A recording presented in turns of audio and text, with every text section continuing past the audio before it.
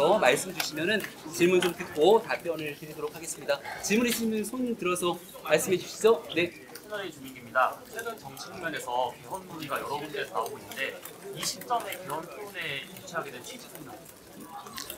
예, 국민 여러분들이 나라의 미래에 대해서 참 걱정들이 많으십니다. 특히 지금 정치적 혼란 상황이 극에 달해 있는 상황이기 때문에 많은 나라의 미래를 걱정하는 국민 여러분들께 어떤 이 위기를 극복하고 어떤 밑그림으로 새로운 미래를 만들어 갈 것이냐에 대한 희망을 드리고 싶었습니다. 그런 의미에서 지금 문제가 되고 있는 지방 소멸 문제까지를 포함해서 또 대통령께 지나치게 권한이 집중되어 있는 제왕적 대통령제의 단점까지를 극복할 수 있는 지방 분권형, 초광역형 지방으로 모든 내체에 대한 권한을 위임하는 그런 그 큰 틀에서의 국가 대개조를 담은 개헌안을 제안 드립니다.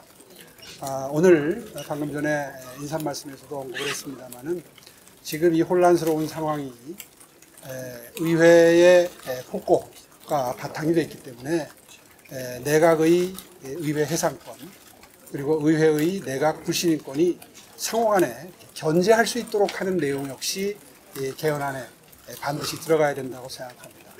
이것 이외에 대통령의 임기를 어떻게 조정한다든가 정부통령제를 도입한다든가 혹은 책임 총리제를 도입한다든가를 비롯해서 선거구제 개편까지 모든 논의가 이번 기회에 다 함께 이루어져서 국민 여러분들이 이제는 좀 제도가 일신되었으니 나라의 미래가 밝은 미래가 다가오겠구나 하는 희망을 드릴 수 있게 되기를 정말 진심으로 바랍니다. 그런 의미에서 오늘 개헌 토론회를 개최하게 되었습니다. 손을 먼저 들어주신 분들 먼저 하겠습니다. 네, 박성희 기자님. 오늘 국회에서 토론회 여시고 굉장히 많은 의원님들 참여해 주셨는데 그래서 이제 본격적인 개선 행보에 시도가 되는 게 아닌가 이런 시각도 있는데요. 여기에 대해서 글쎄요, 오늘 개헌 토론회를 대선 행보와 연계해서 보시는 시각은 저는 동의할 수는 없습니다. 아까 제가 인사 말씀에서도 언급을 했습니다마는 오늘 제안드린 이 개헌 내용의 골격은 작년 8월로 기억이 되는데요. 정치학회 주최 토론회에서 제가 발제했던 내용을 조금 더 다듬어서 오늘 소개해드린 겁니다. 그런 의미에서 누차 강조해서 말씀드린 것처럼 이번 기회에 이렇게 전국이 혼란한 상황에서 국민 여러분들께 이런 시스템의 개선이 국가 대개조로 이어져서 국민소득 3만 5천 달러에 수년째 머무르고 있는 대한민국이 경제발전 측면에서 이른바 퀀텀 점프를 만드는 어떤 바탕이 지방 분권을 핵심으로 하는 개헌으로부터 마련될 수 있다는 희망을 드리기 위한 자리입니다. 네, 저 MBA 조유로입니다. 시장님께서 지금 부인하셨긴 했는데 계속 대권 주자로 거론되는 여기에 대한 입장. 지금 헌법재판소에서 한창 재판이 진행이 되고 있습니다. 그 결론이 나고 난 다음에 그 조기 대선에 대한 논의도 늦지 않다고 저는 생각을 하고요. 그런 의미에서 이런 개헌 토론이 대선 행보와 연계돼서 계속되는 것은 저는 바람직하지 않다 이렇게 생각합니다. 너무 많은 분들이 말씀 주시는데요. 뒤에서 계속 손을 들어주셔서 먼저.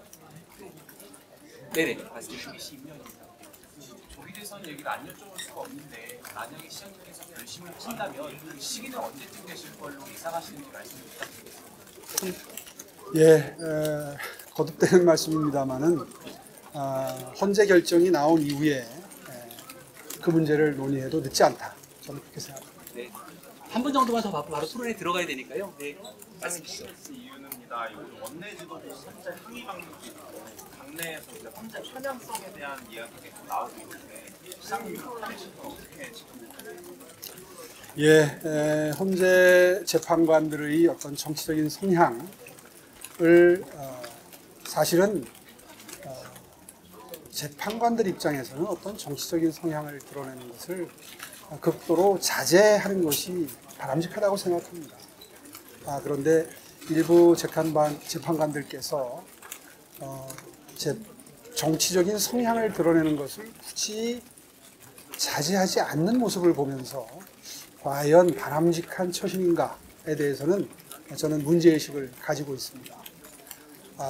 제가 어저께도 페이스북에 글을 썼습니다마는 헌법재판을 비롯해서 지금 이루어지고 있는 재판에서 어떤 절차적인 공정성, 법치의 공정성이 완벽하게 국민들께 전달되지 않으면 어떻게 헌재 결정이 나더라도 동의하지 않는 국민 여러분들이 다수 생겨날 수 있고, 그것은 결코 나라의 미래를 위해서도 도움이 되지 않고, 또 사법부의 권위, 사법부는 권위를 생명으로 하는데 권위를 유지하는 데에도 도움이 되지 않습니다.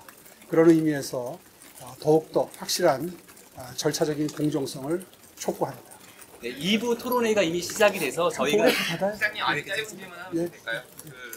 지난해 12월에 대통령 탄핵 찬성 입장을 밝히셨는데 그 부분에 대해 지금도 여전히 같은 입장이신지랑 최근에 부정선거론이 되게 사회적으로 붓는 분열을 일으키고 있는데 여기에 대해서도 어떤 입장이신지 궁금합니다.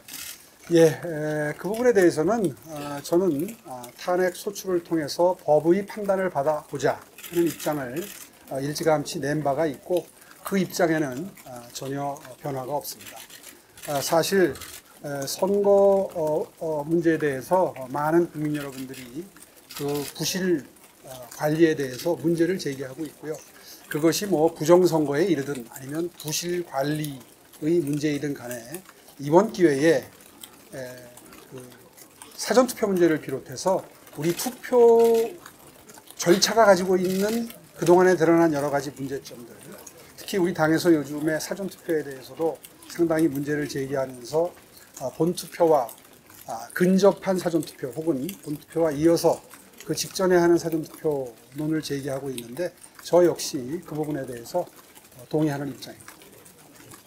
마지막 한 분 정도 더 받고 계속 아까부터 말씀 좀 주셨고. 안녕하세요. EBS 손자영 기자입니다. 오늘 토론회랑 별개의 질문인데요. 야권이 오늘 명태균 특검법 발의했는데 명태균 씨가 이제 시장님 권하면 특검을 해내린다는 주장인데 이에 대해서 어떤 입장이신가요? 네, 그 질문 나올 때까지 기다렸습니다. 제가 지난주였죠. 검찰에 수사를 촉구했습니다. 일개 범죄자의 입에서 나오는 말들이 전국을 좌지우지할 수 있도록 놔두는 것은 결코 바람직하지 않습니다. 사실 검찰이라고 하는 조직은 법 질서를 엄중하게 유지해야 할 일을 다 하는 조직입니다. 그런데 명태균 씨와 그 사실에 근거하지 않은 여러 가지 상당히 명예훼손적인 주장을 하는 분들을 모두 다 제가 고소한 지가 벌써 2달이 지났습니다. 충분히 기다렸고 수사할 시간을 충분히 가졌다고 생각합니다. 더군다나 명태균 씨의 PC도 압수가 되어 있고 본인이 모든 대화를 녹취했다고 하는 그 휴대폰도 검찰이 확보한 상태고, 명태균 씨의 신병도 확보를 한 상태에서 도대체 수사를 안 하거나 늦추는 이유가 무엇입니까? 오늘 이 공개된 자리를 통해서 다시 한번 검찰에 촉구합니다. 만약에 명태균 수사가 지연이 돼서 그 입에서 나오는 여러 가지 바람직스럽지 않은 말들이 정치권의 질서를 흔들게 되면 그것은 검찰 책임입니다. 수사가 늦어지니까 민주당이 또 특검을 들고 나오지 않습니까? 그런 일이 반복되는 것이 바람직하지 않다는 것을 국민 여러분들도 다 알고 계시리라고 생각합니다.